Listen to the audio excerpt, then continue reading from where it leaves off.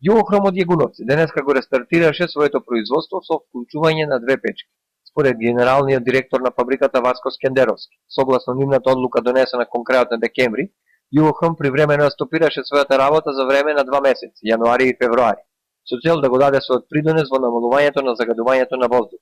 Иоти се покажало како точно нивното тврдење дека Југохром не е единствениот, а уште повеќе најголемиот загадувач на воздухот во регионот.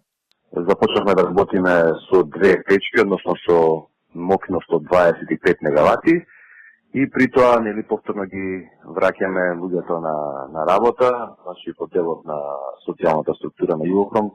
Во моментов се вратени некаде околу 400 работници со тенденција да веднаш штом се вклучи уште една печка, тоа е планот од 1 април, значи да работиме со мокност од 50 мегавати колку што имаме и согласно одлуката на владата, да бидат вратени повеќе од 700 работници.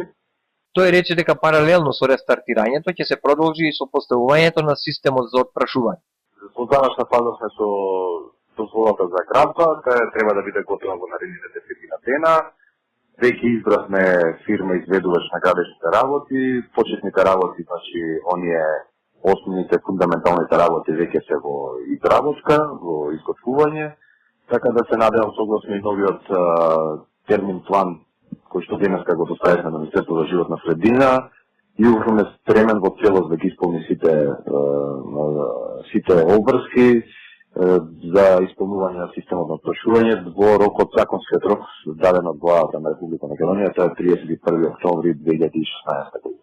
Во изминатите 2 месеци додека Југохром не работеше, во неповолни временски услови, без ветер и врнежи од дожд и снег, загадувањето на воздухот во Тетово на неколку пати достигнуваше вредности од над 800 микрограми на метар кубен PM10 честички.